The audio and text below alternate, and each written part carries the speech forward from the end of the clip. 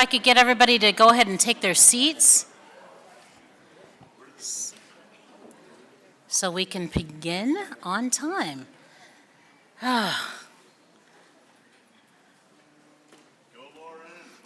hey, Jesse.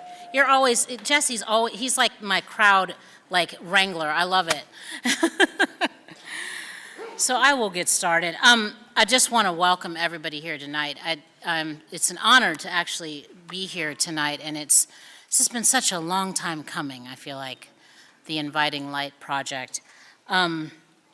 Tonight, what you will have a program for about an hour. We'll try to, I know it's Friday and people are at the end of their week, but we'll, be hearing from a few VIPs this evening who I will be bringing up in a bit.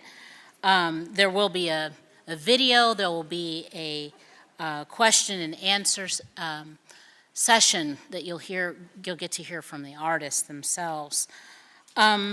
So let me introduce myself. My name is Lauren Kelly Washington. Thank you.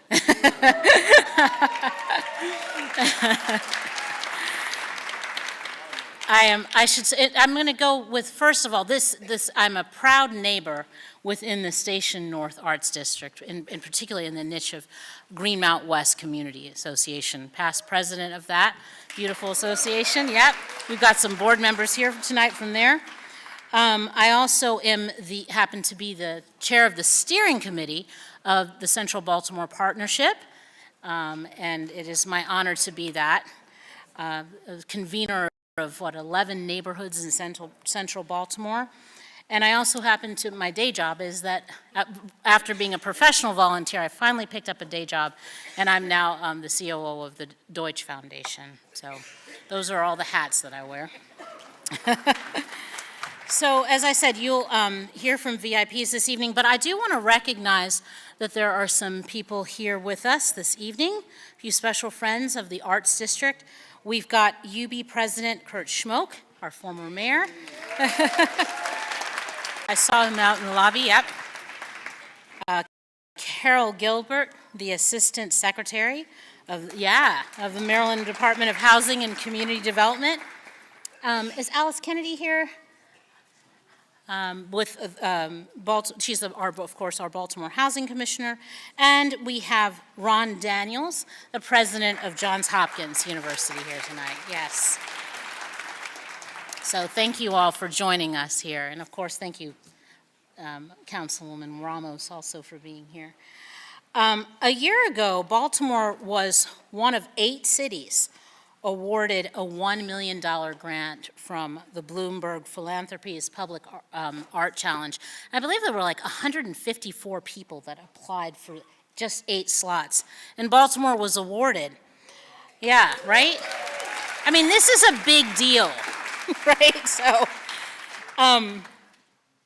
and tonight we have with us, and you'll be hearing from her, with Bloomberg Philanthropies is Stephanie Dockery of Bloomberg Philanthropies. She's here tonight from New York. What I wanted to just tell you, just a little bit of background of the project. It was developed through the Klein collaboration that makes Station North a vibrant arts district. It was envisioned by Central Baltimore Partnership, the Neighborhood Design Center, Tanya Miller from the mayor's office, right, for the mayor's senior advisor for the arts and culture. You'll hear from Tanya later tonight. Glenn Schrum of Flux Studio, and Derrick Adams, who's been our curator for the whole project. The Public Art Challenge looks for projects that leverage the arts to address a civic challenge. And that civic challenge was to, with Inviting Light, was to realize the full potential of Station North. Located in the heart of Baltimore, we've been gathering together here for decades, right, to enjoy and celebrate the arts. And yet this district has had its challenges in terms of, what does it need in terms of to feel more welcoming? So especially after the pandemic, this area suffered a bit from the challenges that the pandemic brought with that. So through the creative lighting installations and a year of engaging events, The project aims to create inviting public spaces and add vitality to the district by bringing our community together. Working team. So to begin with, to kick it off, I would like to introduce a good friend of mine and a good friend to the district, wonderful Senator Corey McCray, up to say a few words.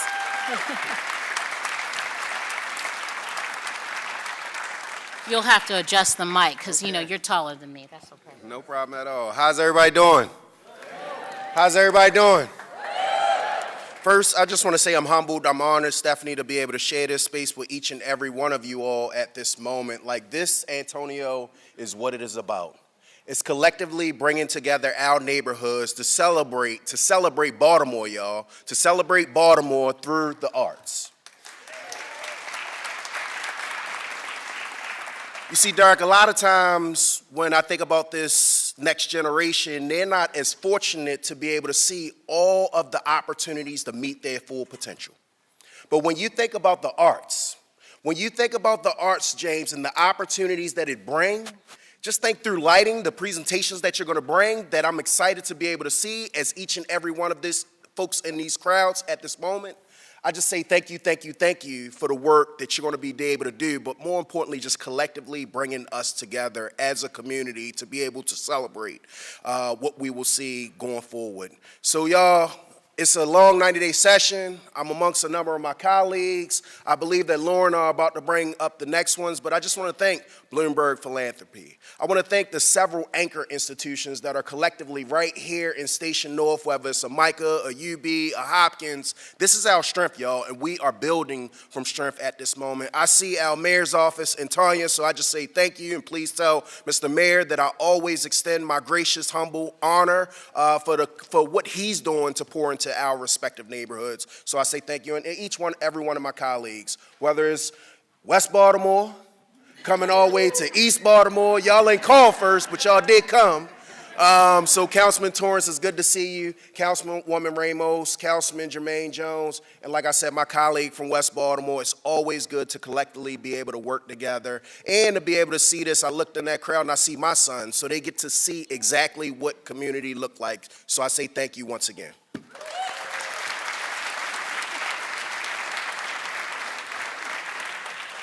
Thank you for those great words, Senator McCray.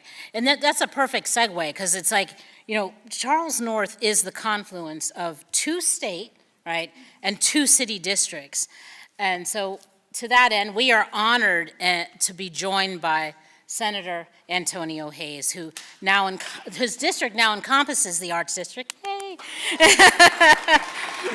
And he's already been a very stalwart supporter. So if I can invite you up for your remarks. Thank you, Stephanie. Good evening. It's an honor and a pleasure to be here this evening, and welcome to the 40th District. We stand here in the 40th District. That's okay. Redistricting works.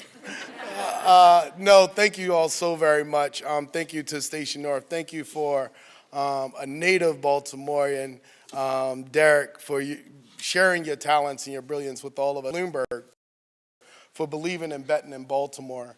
I'm humbled that I represent probably about 80 to 90% of the arts and cultural institutions here in the city of Baltimore. Everything from the Hippodrome, the Everyman's Theater, the Micah, the Baltimore School for the Arts, you know, BMA, you name it. And it's such an honor to be here in Station North, and I have 2 arts districts in the 40th District, not just here in Station North, but also the only Black Arts Entertainment District here in the state of Maryland. And so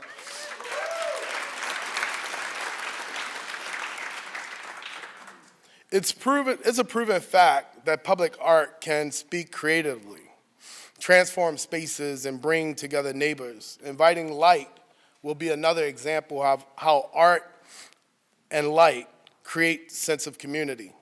Station North is showing how investments in culture and art can drive economic development and create opportunities. I plan to be back with you all soon as these art installations are revealed and programmed with events and activities. My colleague, Senator McCray, alluded to it a little bit, in that, you know, we're in some uncertain times right now, and especially in the resource is a low, and look every day and we're surprised by the uncertainty that's happening in DC just down the road. And so it's installations like this that bring light to a situation and really illuminate who we are as a people and show all of our creativity that makes us so proud to be a part of this. And so this evening, I'll leave you with a quote that I keep near and dear to my heart, and the spirit of Black History Month by Dr. Maya Angelou. And what she simply says is, nothing can dim the light which shines within. And so no matter what's happening in DC or wherever, just remember that shine bright within. And hopefully these displays and what will come out of this will shine bright throughout the city and throughout this state. Thank you all so very much for being with me this evening.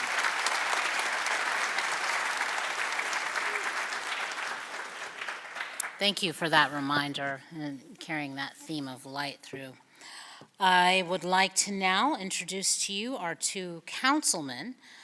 First, Councilman Jermaine Jones, new, and also Councilman James Torrance. They're both new to the Arts District. Can't wait to hear from you and see what you do for our district coming up.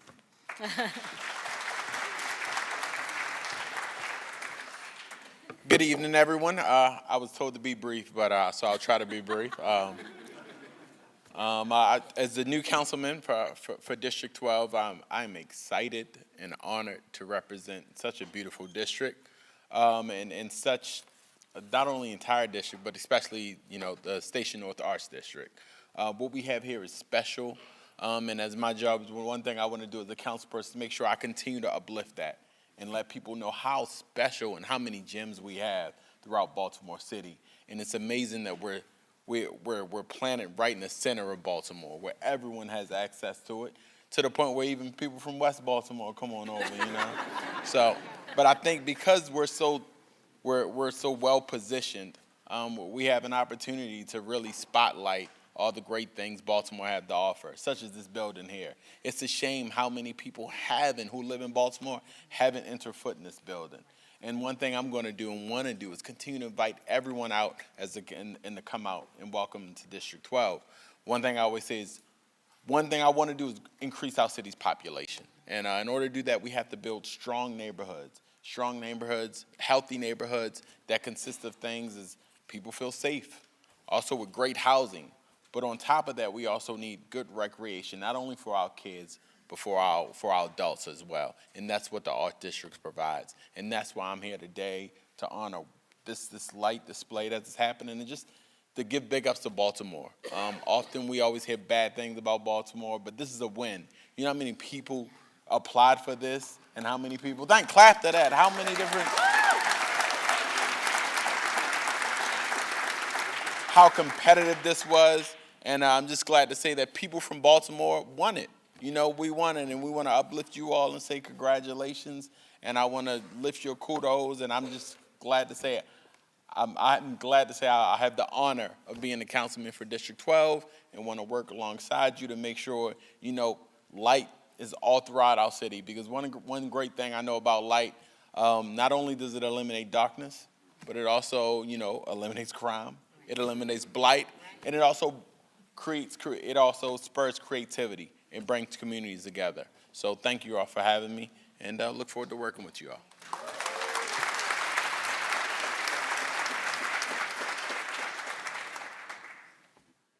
Good evening, everyone.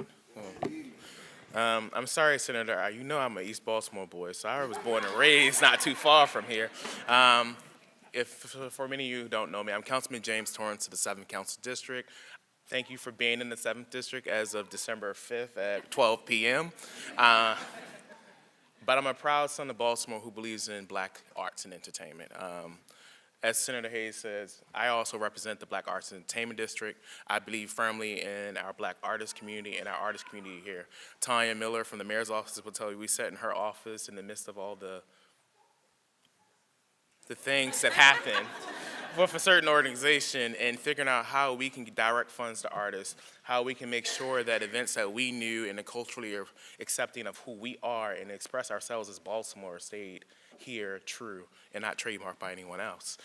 But I say this as one thing. Tanya reminded me that the investment in making sure that community shows up for artists is important, because that one event could set the stars off for one person's actual artwork. I think about a friend of mine who I have an artwork displayed in my office, who is an employee at City Schools, who does it as her hobby and her passion. But I remember that the first thing she asked was like, hey, you can have this. No, I'd rather buy it, because I know two things: that you spent 40, 50 hours to invest your life into this piece of work, but also the works that will go up around the Arts District and other installations will be the labor of love for someone. And as a community, we should celebrate it, but also recognize that, y'all, we won an award to actually bring this project here, to celebrate artists here. And we may be actually supplying someone's lifeline in their artistry, because some people don't have that choice to actually have a second job. Some people are immersed in their artwork. And I think that this is the joy of hearing tonight, and that we're not only adding light to the community, but adding light into someone's life. So to the artists, we see you.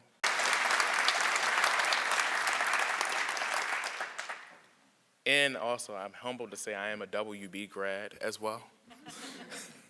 And I'm happy to invite a friend of mine who's been a steward in terms of making sure the artist community is uplifted here, and that's Tanya Miller from the mayor's office. I'm so proud to have her as our lead from the mayor's office, because she lives and breathes and understands what people are going through to be artists just to survive. And I welcome my friend.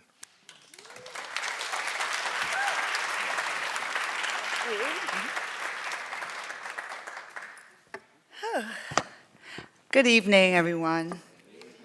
Thank you to all of the senators and council members who spoke today. This is very exciting. This is a year and a half in the making, so I'm excited to be here and excited that we have such a great turnout this evening. Unfortunately, the mayor could not be here this evening, so he sent me in his stead, and he sent his friends as well. And so we are in good hands. And for those who don't know me, my name is Tanya Miller Hall. I am the Senior Advisor for Arts and Culture for the Mayor's Office in the City of Baltimore. So you can think of me as the conduit for the creative class and an internal advocate for you and the work that you do. And as Councilman Torrance said, I am a staunch advocate. If you know me, I'm extremely passionate about the arts, and I'm the one inside the administration always touting for more money and more support. And so in 2003, when this award opened, Central Baltimore Partnership, the Neighborhood Design Center, and my office, it was probably one of the first things I did in my new tenure at the mayor's office, is to apply for this award. And we are so excited that we won. Out of 154 cities, we beat out 154 cities. And so that means that there are really cool things happening in Baltimore.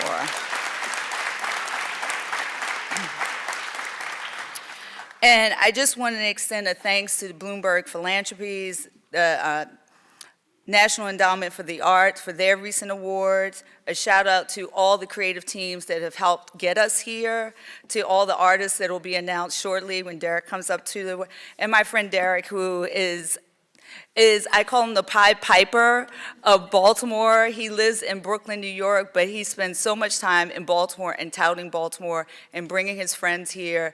And he could live any place in the world, but he comes back home and does so many things. And every time I call him, he says, sure.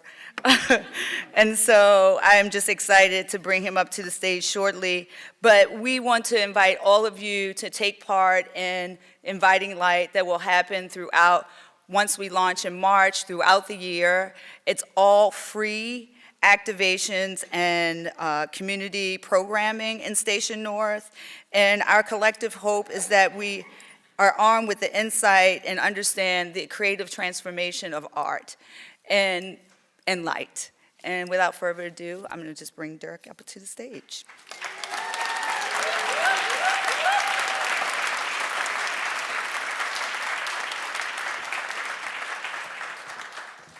Hello, everyone. First, I want to say I'm not a politician, so if I mess up a little bit on what I'm saying, I'm an artist. I learned how to paint. but I'm very excited to be here.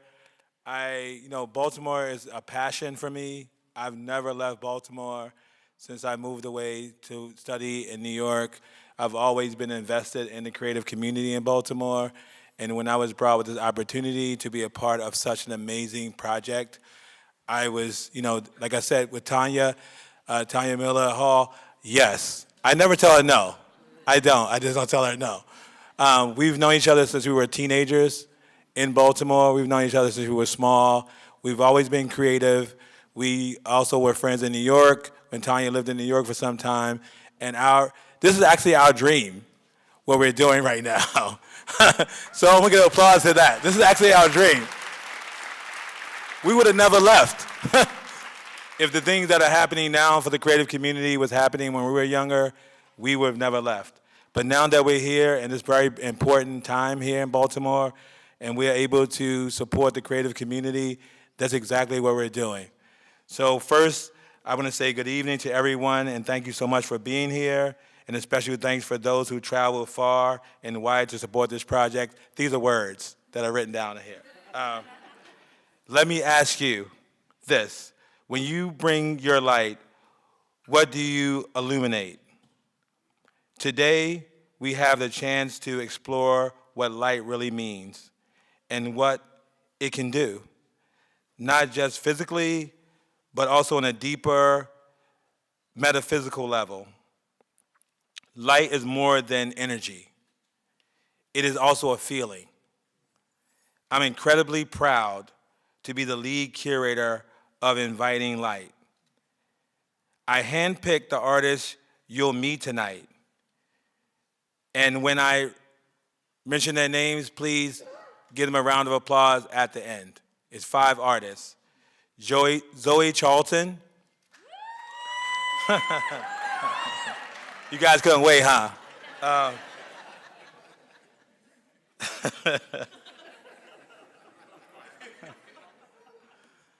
Fan Hong.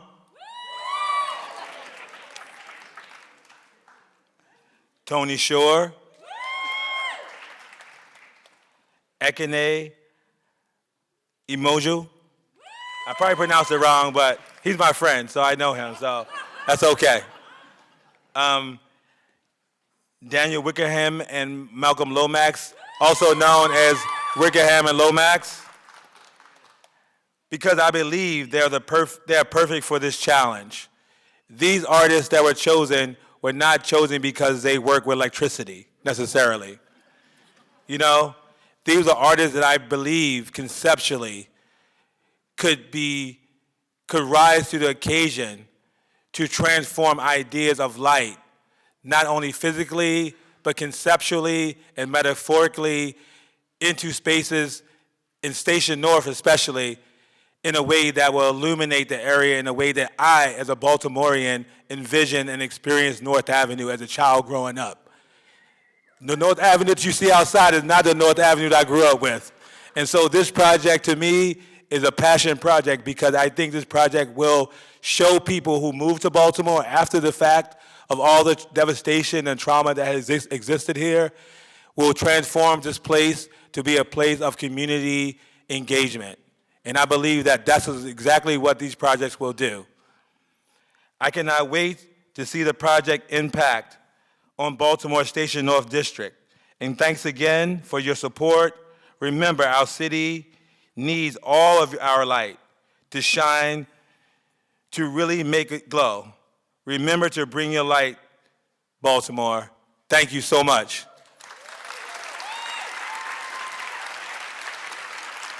I kind of sound like a politician, I know.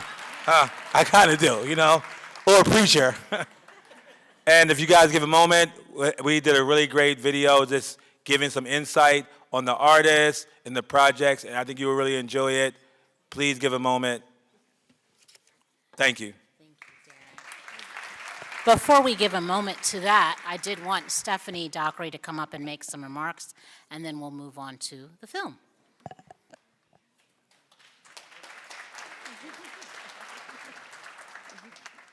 Hi, everyone. Congratulations to all of the artists. Thank you so much for being here. What an amazing testament to the power of this project to get a room filled like this on a Friday night. My name is Stephanie Dockery, and I lead our Bloomberg Philanthropies Public Art Challenge. Thank you so much for having me.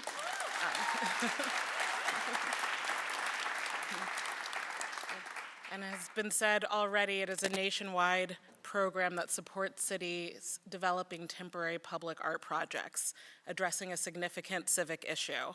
So we are so thrilled and proud that Baltimore is one of our 8 winning cities. Yes. Baltimore is near and dear to our founder, Mike Bloomberg, and on behalf of him and our CEO, Patty Harris, and all of Bloomberg Philanthropies, just thank you, congratulations to you all. And I'm also joined here by my colleague, Nanette Smith, and all of our key partners at Johns Hopkins University, MICA, Everytown for Gun Safety, Living Classrooms, Goldman Sachs 10,000 Small Business Program, and the Neighborhood Impact Investment Fund. So there's so many people just so excited for this project, and we're also supportive and excited for Inviting Light. Just some background, this project's been open since 2014, and to date, 17 cities have won $1 million.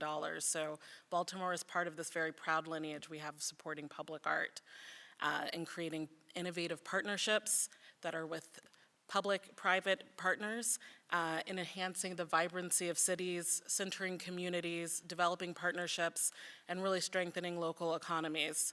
So we work to showcase the potential of artists to act as civic leaders and to encourage dialogue around really pressing problems. Cities are partnering with mayors and artists and nonprofits to address civic issues such as climate change, community revitalization, food insecurity, gun violence, and public health. And our past projects have really increased civic pride, which I find to be a really powerful point in these times. We've attracted 18 million views of projects, built new partnerships, and catalyzed over $100 million in economic benefit for cities. So thank you, and we're all thrilled to support all of the artists who will bring this project to light, infusing our public spaces with creativity and storytelling. And these installations will quite literally illuminate the Station North neighborhood and support the existing community, nonprofits, businesses, and schools who all reside here. Thank you again to Derrick and to our amazing partners at the Mayor's Office of Arts and Culture, Central Baltimore Partnership, Neighborhood Design Center, Jose Ruiz, and all of the state senators and city council people who've joined us today. So we just can't wait to see what you develop together.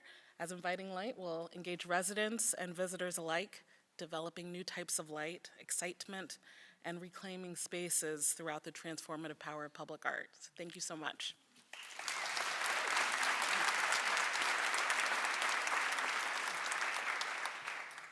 Okay, so now we will see a 10-minute film. So I invite you to sit back and relax and enjoy that.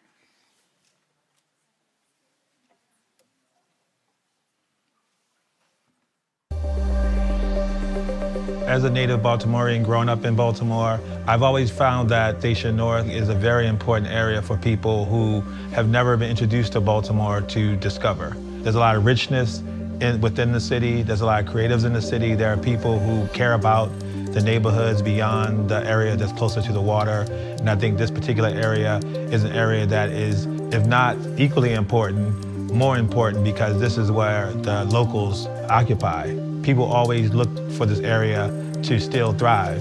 This project, Inviting Light, will give the opportunity for people to really see the potential and how we're able to make connections through our practice with the people who are using the space, people who are encountering the space, and people who may want to come to Baltimore just to experience these unique opportunities that have been created by these artists that was chosen for this project.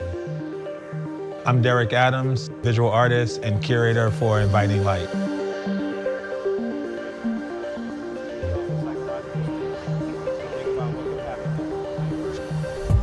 Part of the premise of Inviting Light is to curate artists in Baltimore to create installations that incorporate light. Light is a form of illuminating the area in the art district, as well as creating safer zones for pedestrians to walk at night, and also give an edge to that. Inviting Light really gives us the opportunity to gather people together through the excitement around all of the different public art projects and activations that are happening, but also to really tie people back to some of the learnings from Signal Station North. So it feels like it was taking lessons learned from Signal Station North with the engagement and the lighting analysis and the urban analysis, and saying, now that we have all this information, we've created this beautiful plan, how do we bring all of this information more to the public, more to people in Station North? That's what Inviting Light feels like it's doing, and that's its role, and that's important. So when Central Baltimore Partnership, the Neighborhood Design Center, and the Mayor's Office of the City of Baltimore came together to apply for the Public Art Challenge, they needed to identify a civic goal that the project would address. And that civic goal is community revitalization. We're leveraging the amazing resources that were developed during Signal Station North that brought to the forefront that lighting really impacts the livability and enhance the experience of spending time in Station North. You know, I think the coolest thing about Inviting Light is what light does and what it means to people. And what I've learned through this process, Inviting Light, Signal Station North, and just practical lighting, is that lighting could mean something different for me, something different for you. But the beauty of all these strategies is to create an environment for people to be comfortable. And that's the essence of Inviting Light, is we democratize the open space and management of public space. Station North is in the center of the city. It's in one of our most important neighborhoods. And so having this public art project there is really going to be an economic driver for the surrounding communities, but also for just everyday residents. This project, and obviously partnering with Bloomberg, has really shown that people are showing up for Baltimore. And having Derrick Adams serve as curator is really vital to sort of getting us the national and international attention that we deserve. What we're trying to do is create a vibrant, welcoming area where people can come together, and a place where they can really have fun with something that's very unique. This series of installations is kind of a celebration of that spirit. Each one is very different, and yet each one speaks to something that's real in this community and also across the city. Most art endeavors bring a really interesting mixture of not only the creative community and the people who are interested in creative community and creative actions, but also people who are just curious to see what we do as creatives in these spaces and how we're able to make connection through our practice with the people who are using the space, people who are encountering the space, and people who may want to come to Baltimore just to experience these unique opportunities that have been created by these artists that was chosen for this project. So I chose Charles Street Garage for Big Ass Snakes on a Plane because it's located across from the Charles Theater, and that it is in a district where there are comedy clubs, there are theater groups, there are bars, and it kind of fits into the concepts of my artwork, where I incorporate my love of sci-fi blockbuster movies, action movies, and all the concepts and ideas within my art practice. It's like a great opportunity to just kind of scale up and have these giant-ass snake plants take over this garage and look like they've been transported from the future. And I've had experiences doing large-scale public artwork, but to be able to take a painting and turn it into a physical sculpture was really exciting to me. I think in my work throughout the years, I've been interested in work that is on the street level. So I think it's interesting for the work to be part of a residential community. How people engage the work in that environment versus a more commercial environment. With this work, I want people to feel light as energy, light as connection, light as collaboration, because these are all the things that have to happen to activate these lights. There's some poles that someone can connect just with their own arm span, but then there's others that are further apart and will need 1, 2, 3, 4, 5, 6 people to connect. And that's the most interesting for me, is when people have to collaborate to make these larger connections. Inviting Light is really interesting in that to do a public project on this scale for Baltimore and them to have a curatorial kind of framework around it, all the participants and getting to know each other has been an interesting experience to see how all of us have evolved in this space of like making art in Baltimore. And I feel engaged with this group of artists and the curation that Derrick's put together by selecting these artists. It's been kind of a nice, like, family in a way. I think Inviting Light offered a really interesting challenge for me. So how can I take an object or an image that I regularly use and infuse that with this idea of light? And so the piece that I'm contributing is a statue, it's a sculpture, and it will pulse blue because it references the security lights. It's a light that's emanating from a body that is nurturing and protective. The importance of her being in the bell tower is that I'm blinking and you can find me and you can find care and protection here. She's needed that high. She's needed on that street. As a kid growing up in Baltimore, I spent a lot of time in Station North. The community there was a big part of my upbringing. And having that sort of like that safe space to feel like I was around other people from all different parts of the city would congregate in Station North, and you would find your tribe and the people like you that you could connect with. I just feel honored to be one of the 5 artists selected for this project to really sort of bring more vitality to the community in Station North because it is so central to everything. It becomes this sort of like beacon to bring people from all the different sort of areas of the city, and there is a thriving community here where people are showing up and they're coming out to see what's going on, and that can mean so much to actually know that people are coming out and being supportive and being a part of what you're doing and there to be a part of it. I think the vision for this year of light at Station North with Inviting Light will bring more opportunity to this area with all of the things that are planned for the city with the creative community. Jose Ruiz, who is the community engagement curator, does another component which is really focused on the community and really focused on engagement. And Jose will be spearheading that part of the Inviting Light program. My role in this project is the curator for the public activations, social engaged practices, as well as kind of looking at community-based projects. And this idea of like looking at Baltimore as a public art city that could look at light as sort of a material form to bring people together. Having 5 sited projects, that the sites themselves further reactivated through more like ephemeral or time-based interventions. So everyone, whether you're on the periphery or you feel you're on the periphery, if you're in the mainstream, we come together around art, around light, and being together. And that's the powerful thing that I think really is the backbone of this project. The most important takeaway from Inviting Light, yes, there is an art component, and yes, artists are installing and they're being commissioned to make these things, but these things are for the community. And I think that Inviting Light is not only the concept for the exhibition, but it's also a call to action. It's important for you to show up and shine your light.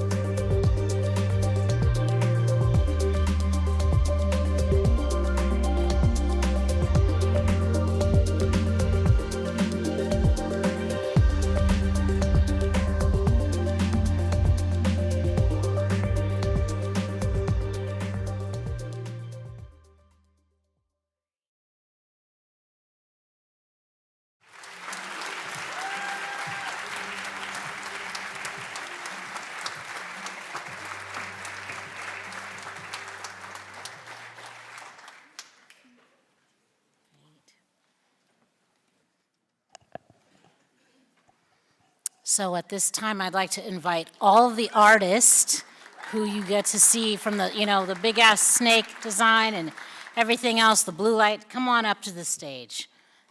Come on. We want to recognize you in the flesh. Come on up.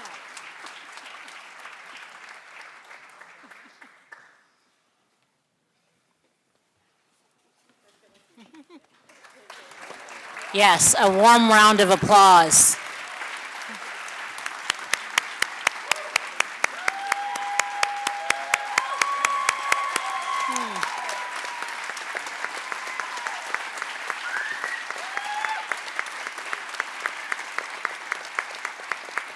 Thank you all so much, seriously. From the bottom of my heart as a neighbor, I got to see Greenmount West in that clip, so I'm so honored that you're literally filling my neighborhood with light. And I met some of you, do you remember in April when we had that lovely dinner together? So it's just so good to see you again and be connected in this way. I, at this time, will also invite Tanya, Jose, and Maura to the stage.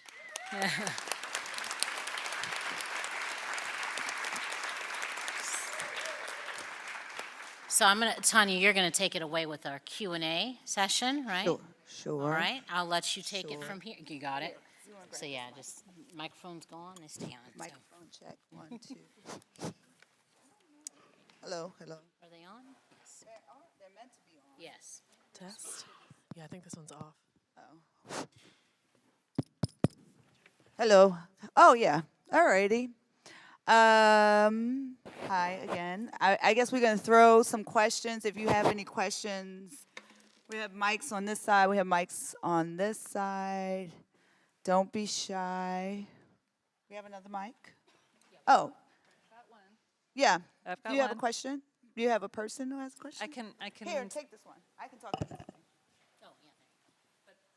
Hello. I have 2. Are they on? Yeah, they are. You just got to put some bass in your voice. Catherine Beer Runner?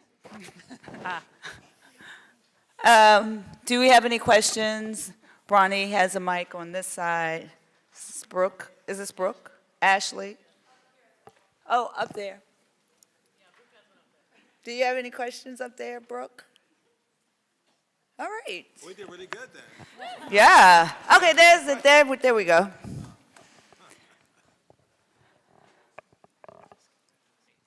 Thank you. This is so exciting. I started my career in Baltimore. I moved back a couple of years ago, and I love this city, and I'm so grateful to Bloomberg Philanthropies for investing in this project. My question is, I guess, for all of the artists. I'm really curious, as someone who was lucky enough to work on another public art challenge earlier in my career in another city, how your projects you hope might inspire municipal, state, or higher level of government change to bring social issues into the light and get at the root causes of the problems facing our city and our district. Any artists want to answer that question? That's a big question. As Derrick said, I'm an artist, not a politician. I mean, I would like to say a little bit about that. I mean, I think that in most statistical research in most cities like Baltimore, New Orleans, Philadelphia, it's been proven that art has really changed some of the challenges that cities have had by letting the artists lead. I believe that investing in art has been such a low investment, high return, that every city in America that is dealing with issues of, violence, crime, poverty, those things that are such a plague to most of our cities, a lot of the cities that turn to art as being the leader of restoration have statistically proven the benefits of those things. And I think that this is the beginning of it. I think there's always been creative people in Baltimore leading these initiatives in their smaller communities, in these little silos of certain things, but until cities collectively start to promote these things as a norm, then we'll see real change. And I think that myself and Tanya have been spearheading these initiatives and meeting with all of the local leaderships in all the communities, and we're so excited. We see Ramos here, who I love, in the Waverly area. The politicians here are serious about supporting art. Like, it's not an issue of support. It's just that collectively, as we move forward, I think that it will be more evident how important art is when we start doing the statistical research of the things that we're doing now in the next few years.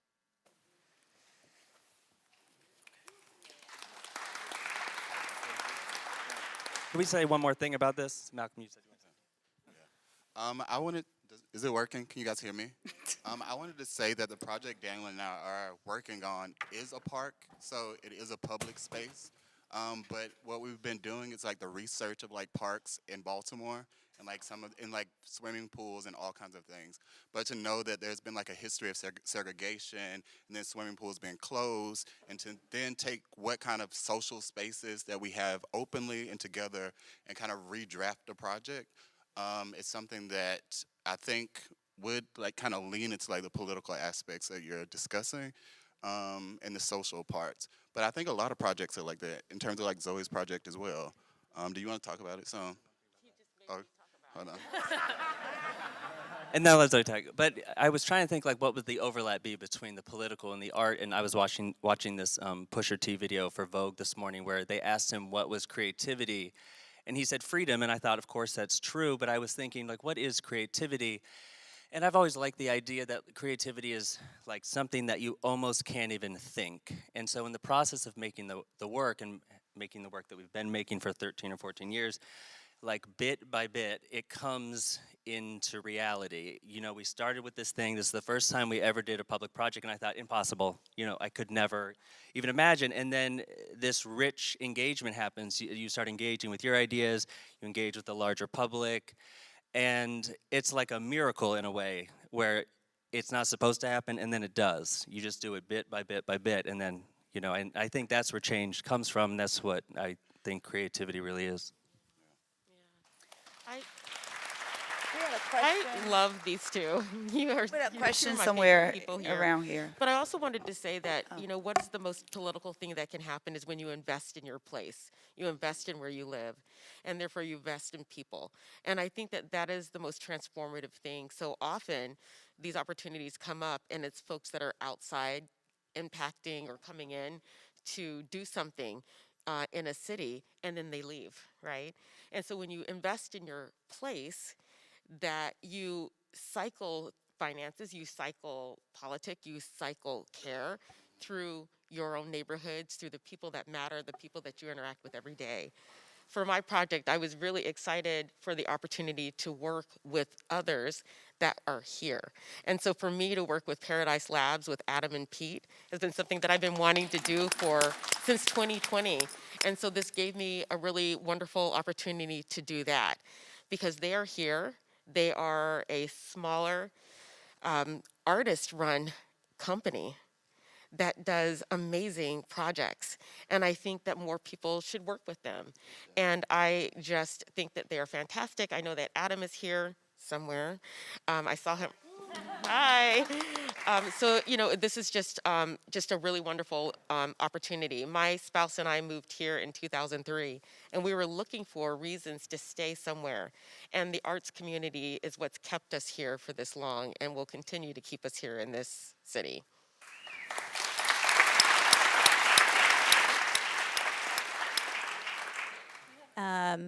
I have a question. Hello, thank you so much for being here, and congratulations to the staff at both Central Baltimore Partnership and Neighborhood Design Center. Fantastic. You can kind of see it in the movie, but there's so much work that went behind the scenes to get you all to be here today, so congratulations to the staff.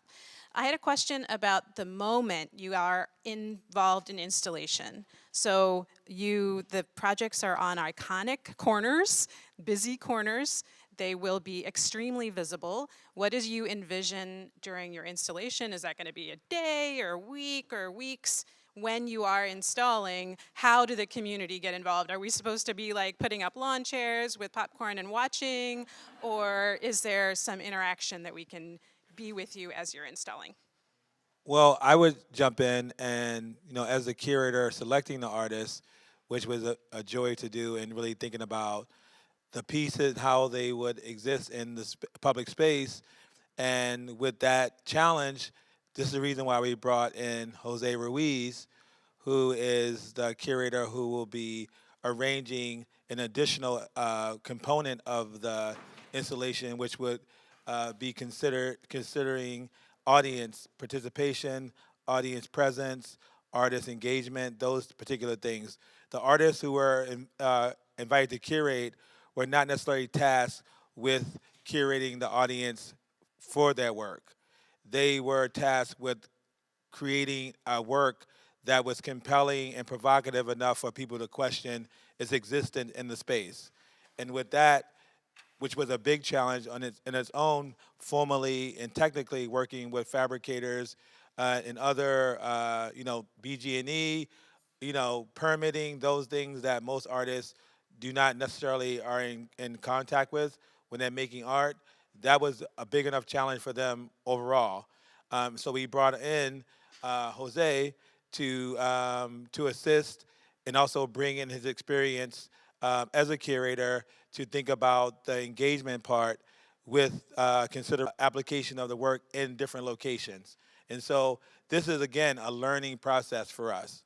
We are not necessarily a city that is known for installing these types of public art pieces consistently. The way we're doing it is a lot of hiccups with getting everything in line, making sure that things are scheduled for not only the conceptual creative part, but the functional part. The functional part is the more challenging part because now we're dealing with like lighting, like as we're working on this project together about these things. And, and that's the reason why I thought as a curator to select artists who may not necessarily are artists who work with electricity, because artists like to complicate things. And so I'm an artist too, and I thought it'd be way more interesting to have artists who've never worked with electricity to do something interesting than artists who are known for working with electricity, because I thought that artists who did that would have more of a overly formalized idea of this project. And the artists who are selected here, I think, are really profound thinkers and really genuine people who respond to ideas around contemporary art, not just being able to plug things in. And so that's what we're challenged with now, is trying to figure out their scheduling, things that are happening. There are many different sites that are located in different places that are owned by different people. There's many conversations that are being had about when things can go up and when things can't go up. So we are actually learning a lot about this project, and we are stepping into it with a big team, with a lot of different, and you think about the idea of this award being $1 million. $1 million is not a lot when you start thinking about all the people involved in making this happen. Not only the artists are doing it, but we also are hiring other people who are doing the fabrication, the production, the installation, the mechanics. And so we are very mindful of just the budget and all the things that we need to do to accomplish this. So it's definitely a really big challenge for us. And I think when people see the outcome, they'll understand how much work had gone into it, and they will enjoy it the way that the artist intended it to be enjoyed. Supporting the creative economy.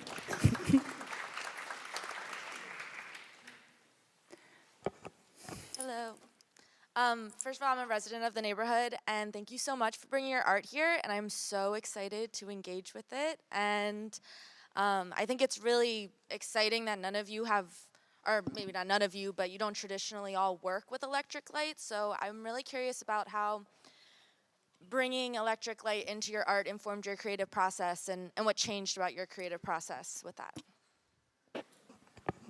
Go around just picking people like a teacher. Yeah, Tony Shore, you talk. So I can talk about it in relation to the work that I make normally. So I make two-dimensional paintings. I'm pretty much known for sort of doing paintings on black velvet. A lot of them, even more recent work, has incorporated like neon light into some of the paintings. So for me, this is an opportunity to create a piece of work that brings in, well, whenever I've seen murals, I've done murals, and in doing that work, oftentimes if anyone incorporates light into it, it's usually sort of an abstract image that they're sort of echoing the lines of the geometric forms. But for me, I saw this as a real opportunity to try to make the light work the same way it does when I make a painting. So there are relief elements that have sort of a back glow, and there's going to be this sort of evolving, shifting lights that, the name of my piece is Aurora.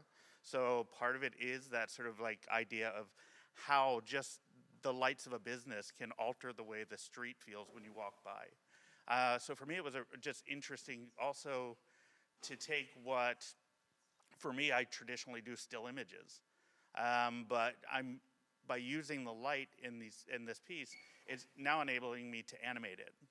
And for me, that becomes a metaphor for even the building that I'm working on, which is being revitalized at the same time that the mural's going up. So taking this thing that is still and sort of, looked at as not having life and bringing it to the piece. So we have time for, yes. We're going to let Jose speak, and then we're going to do one last question. Because I want everyone to have a chance to talk with the artists. We're going to go back outside, listen to some music, have some wine, some nosh, that sort of thing. Jose. Oh, thank you. Is this on? Yep. Well, I like the idea of potentially community members watching the artists install as a form of a public program. But my role really is to, one, work with this amazing team and to connect art, site, and audience, right? Or art, place, and community, right? And the main thing takeaway from tonight is please save the date for Friday, March 28th. These public art pieces will be unveiled sequentially. The first artist will be Zoe Charlton in March. So the first public program will be Friday, March 28th, which will have an evening with performances by Baltimore performance artist Ada Pinkston, who will be doing a procession both outside and inside, along with other performers. We'll be collaborating with the Valerie J. Maynard Foundation and through their artist fellows to create a piece illuminating their building as well, and all sort of to serve and celebrate Zoe's work. Thank you. And then we'll have things in April, June, October, November, December. So. Fantastic. And I'm going to ask Mara, what's next? You can close. Can we get one question up top? And then we're going to. Sure. So what's next is a year of light-infused public programming. So you heard from Jose, for each artist piece, we'll have a big unveiling and celebration, which I'm so excited about for the first one in March. And my role with Neighborhood Design Center is to connect the artists, community leaders, residents in Station North with each piece and bring in lessons learned from Signal Station North and what we know about lighting in the public environment in the future. So you can look towards community light walks. We'll actually have one at the Station North Art Walk next Friday, February 14th on Valentine's Day.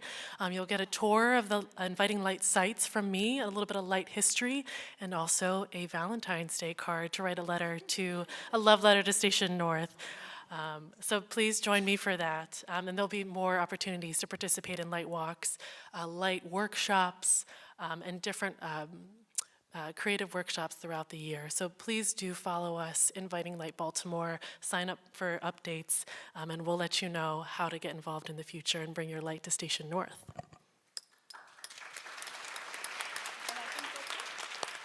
Can we have one final question from the balcony? Okay, one final question from the balcony. Hello, my name is Aaron Wallace. I'm a partner with Element Nightlife and Lounge. My question was one of you guys, actually the couple gentlemen, art pieces in the background of our building. So my question was that, is there a way that we could partner with you guys or incorporate any type of accents or menu items to, go with the theme of, what you guys are doing for the community?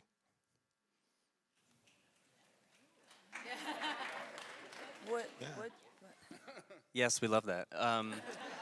Sorry, I thought you were talking about Tony, but yeah, we met the other day when we were doing a site visit. Yeah, I think that's great, but he also reminded me that my real dream in life is to own a parking lot and passive income. Yeah, it's the perfect time to bring it up in public so that there's a record. He did ask. Now we got to follow through. So yeah, let's do that. All right. Yeah, the meet park us that we're doing downstairs. is in October, so we'll work that out over time. Yeah, so thank you. All right. Well, thank you all for joining us tonight, for Inviting Light. As Mara said, follow us on Instagram, and we'll meet you outside. Thank you. Catch me outside.